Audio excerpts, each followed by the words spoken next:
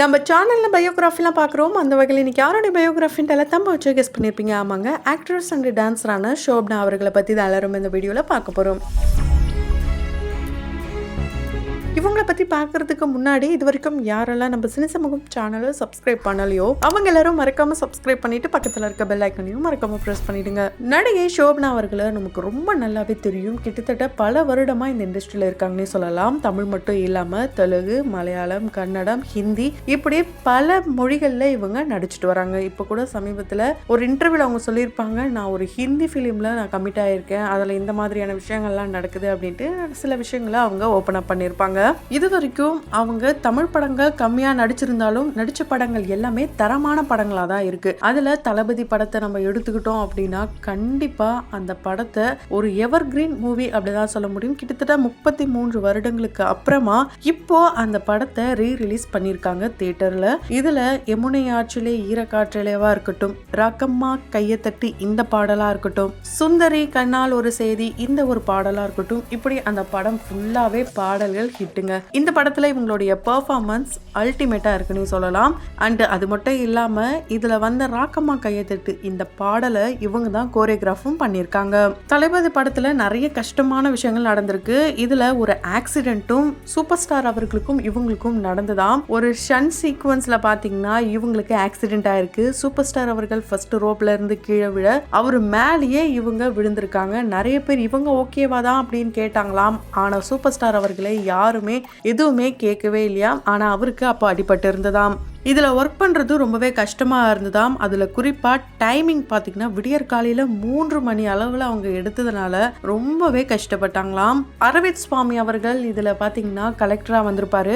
இவர் இவங்களுடைய ஜூனியராங்க.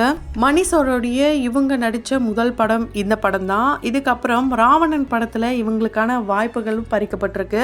ஐஸ்வர்யா ராய் கேரக்டரில் இவங்க நடிக்க வேண்டியதாக இருந்தாம். ஆனால் ஐஸ்வர்யா ராய் நடிக்கிறதா இருந்ததுக்கு அப்புறம் கூட கல்வரே கல்வரே பாடலுக்கு இவங்க தான் கோரியோகிராஃப் பண்ணியிருக்காங்க. ஸோ இப்போ இவங்களுக்கு 55 வயசு ஆகுது. இது வரைக்கும் இவங்க திருமணமே பண்ணல. ஒரு பெண் குழந்தைய தத்தெடுத்து வளர்த்துட்டு இருக்காங்க. ஆனா 4 வருடங்களுக்கு முன்னாடி பாத்தீங்கன்னா இவங்களுக்கு திருமணமாக போகுது. அண்ட் இவரு சினிமா துறையை சேர்ந்தவர் கிடையாது. இப்படி சொன்னது மட்டும் இல்லாம தொடர்ந்து இவங்க இறந்துட்டாங்க அப்படின்லாம் ஒரு போலியான வீடியோஸ்லாம் அப்போ சோசியல் மீடியால வைரல் ஆயிட்டு இருந்தது. அதை பார்த்துட்டு மக்கள், அதாவது இவங்களுடைய ஃபேன்ஸ் ரொம்பவே அதிர்ச்சி ஆனாங்க. ஆனா இவங்க இதை பத்தி எதுவுமே ரியாக்ட் பண்ணல.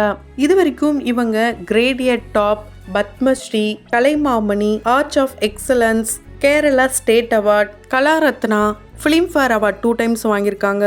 நேஷனல் அவார்ட் 2 முறை வாங்கியிருக்காங்க. இதில் இவங்க டாக்டரேட்டும் முடிச்சிருக்காங்க. இப்படி பல விருதுகளை வாங்கி குவிச்சிருக்காங்க டான்ஸ்க்காக மட்டுமே. இப்போ இவங்க தமிழ்நாட்டில் பார்த்தீங்கன்னா ஒரு டான்ஸ் ஸ்கூலையும் வச்சு ரன் பண்ணுறாங்க. நிறைய பேருக்கு ஆன்லைன்லையும் கிளாஸ் எடுக்கிறாங்க. இவங்க ஓனா யூடியூப் சேனலும் வச்சு ரன் பண்ணுறாங்க. அது மூலயமா நிறைய பரதநாட்டிய ஸ்டெப்ஸ் எல்லாமே சொல்லி தந்துட்டு இருக்காங்க. இவங்களுடைய ஃபேமிலியை ஒரு கலைத்துறையை சேர்ந்தவங்க தான். அதுலேயும் குறிப்பாக இவங்களுடைய அத்தைகளான லலிதா, பத்மினி, ரோகி, இப்படி 3 பேருமே இவங்களுக்கு ரொம்பவே க்ளோஸ் ஆம். இந்த 3 பேரும் இவங்க அப்பாவுடைய சொந்த சிஸ்டர்ஸ் தானா. இவங்க 3 பேருடைய சாயல்ல ஷோபனா அவர்கள் இருக்கிறதா 3 பேருமே சேர்ந்து ஒரு இன்டர்வியூல கூட சொல்லியிருக்காங்க. இதுல பத்மினி அவர்கள் தான் இவங்களுக்கு ரொம்ப ரொம்ப க்ளோஸ் ஆங்க. கண்டிப்பா பத்மினி அவர்களை தெரியாதவங்க இருக்கவே முடியாது.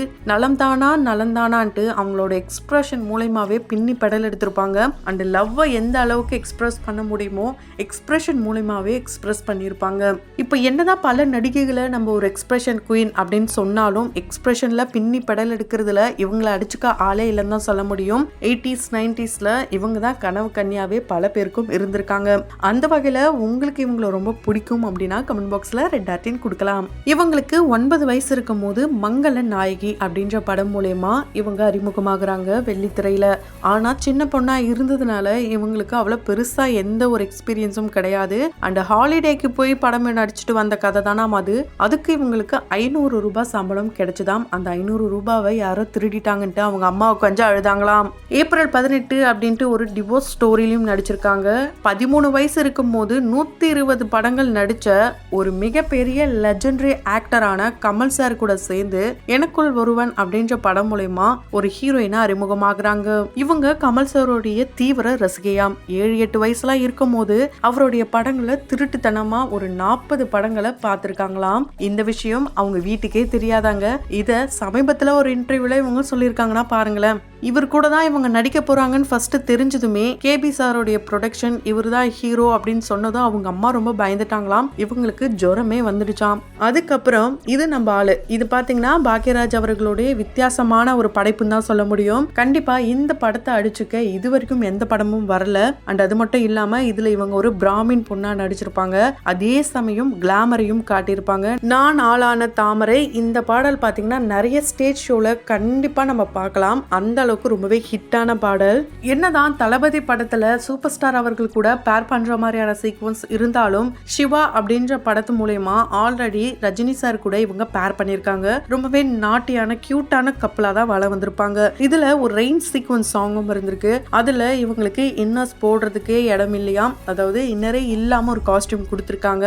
இந்த படத்துல இவங்களுக்கு ஒரு ரெயின் சீன் தான் ஃபர்ஸ்ட் எடுத்திருக்காங்க. அந்த சாங்ல பாத்தீங்கன்னா இவங்களுக்கு டிரான்ஸ்பரண்டான ட்ரெஸ்ஸை கொடுத்திருக்காங்க. இன்னர் கூட போட முடியாத அளவுக்கு தான் கொடுத்திருக்காங்க. ஆனா இவங்க டேபிள் கவரை வந்து இன்னரா யூஸ் பண்ணிருக்காங்க.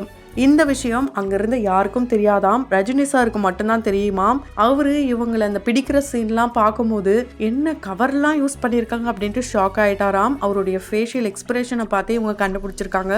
ஆனா எந்த இடத்துலயும் அவர் அதை எதுவுமே ஓப்பன் அப் பண்ணலையாங்க. அதை நினைச்சு இவங்க ரொம்பவே பயத்திலையும் இருந்தாங்களாம். அப்போ அந்த டைம்லலாம் கேரவன்லாம் கிடையாது. அந்த கேரவன் இல்லாத சமயத்துல எல்லா ஆக்ட்ரஸ் கூடலாம் ஒன்றா உட்காந்து பேசுற டைமா இருக்கட்டும், டிஸ்கஷன் டைமா இருக்கட்டும், இவங்களுக்கு நிறையவே இருந்திருக்கு. அதே மாதிரி கரகாட்டக்காரன் இந்த படத்துடைய வாய்ப்பு வந்தும் நடிக்க முடியாத சூழ்நிலை ஏற்பட்டிருக்கு. அதுக்கப்புறம் தான் கனகா அவர்களுக்கு அந்த வாய்ப்பு கிடைச்சது. அதை தொடர்ந்து திருஷ்யம் படத்துல மீனா அவர்களுக்கு முன்னாடி இவங்க தான் கமிட் ஆக்கியிருக்காங்க. இவங்களுடைய பெஸ்ட் நேஷனல் அவார்ட் மூவி எது அப்படின்னு பாத்தீங்கன்னா மணிச்சித்திரத்தாழு. இதுதான் பல மொழிகள்ல ரீமேக் பண்ணி எடுத்திருந்தாங்க. இதுல இவங்க நாகவல்லியா இருக்கும் போது ஒரு முறை வந்து பார்த்தாயா இந்த ஒரு பாடல் ரொம்பவே ஹிட். இதுல எல்லாமே இம்பர்ஃபெக்டா இருக்கணும்ட்டு பார்த்து பண்ணாங்களாம். அண்ட் அது மட்டும் இல்லாம அந்த படம் தான் தமிழ்ல ரீமேக் பண்ணி சந்திரமுகியா வெளியாச்சு. இந்த படத்துக்கு இவங்களுக்கு நேஷனல் அவார்ட் கிடைச்ச விஷயம் இவங்களுக்கு தெரிஞ்சும் இவங்களுடைய அம்மா உனக்கு கிடைக்கல மோளை அப்படின்னு சொல்லிட்டாங்கன்னா, ஆனா இவங்களுடைய அப்பா குழந்தைய அழ வைக்காத உனக்கு தான் மோளை கிடைச்சிருக்குன்ட்டு ரொம்பவே சர்ப்ரைஸ் கொடுத்தாராம். ஸோ இவங்க அப்துல் கலாம் சார் கையில இருந்து அவார்ட் 2 முறை வாங்கினாங்களாம். அப்போ இந்த விஷயத்த சார் கிட்ட சொல்லும் போது 3வது முறையும் நான் தான் கொடுப்பேன் அப்படிலாம் சொன்னாராம். ஆனா அதுக்குள்ள அவர் இறந்த செய்தி இவங்களை ரொம்பவே பாதிச்சிருக்கு. இவங்களுக்கு 15 வயசு இருக்கும் போதே கிட்டத்தட்ட 16 படங்கள் நடிச்சிருக்காங்கன்னே சொல்லலாம். 13 வயசுல இருந்தே சம மூவிஸ்லாம் இவங்களுக்கு வாய்ப்புகள் வந்தும் இவங்க அதை சரியா பயன்படுத்தல அப்படின்றத சமீபத்துல தான் ஒரு இன்டர்வியூல சொல்லியிருக்காங்க. இவங்க போடாப்பூடி படத்துல பாத்தீங்கன்னா வரலட்சுமி அவர்களுடைய ஆன்டி கேரக்டர் பண்ணிருப்பாங்க. எஸ்டிஆர் அவர்களுக்கு ரொம்பவே ஒரு சப்போர்ட்டிவான ரோல் பண்ணிருப்பாங்க. அதே மாதிரி ரஜினிகாந்த் அவர்களுடைய கோச்சடையான் இந்த படத்திலும் இவங்க ஒரு முக்கியமான ரோல் நடிச்சிருக்காங்க.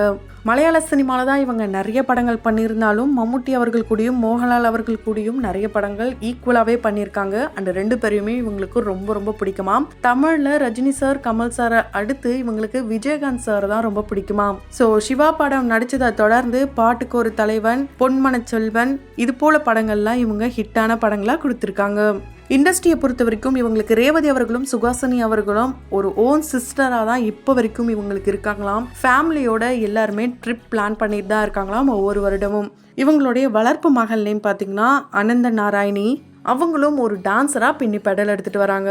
ஸோ இவங்கள உங்களுக்கு எந்த படத்தில் ரொம்ப பிடிக்கும், இவங்களுடைய டான்ஸ் உங்களுக்கு எந்த அளவுக்கு ரொம்ப பிடிக்கும்ன்றத கமெண்ட் பாக்ஸில் மறக்காமல் கமெண்ட் பண்ணுங்கள். தொடர்ந்து பயோகிராஃபில் பார்த்து என்ஜாய் பண்ணணும்னு நினச்சிங்கன்னா உடனே நம்ம சினி சமூகம் சேனலை சப்ஸ்கிரைப் பண்ணிவிட்டு பக்கத்தில் இருக்க பெல் ஐக்கானையும் மறக்காமல் ப்ரெஸ் பண்ணிவிடுங்க.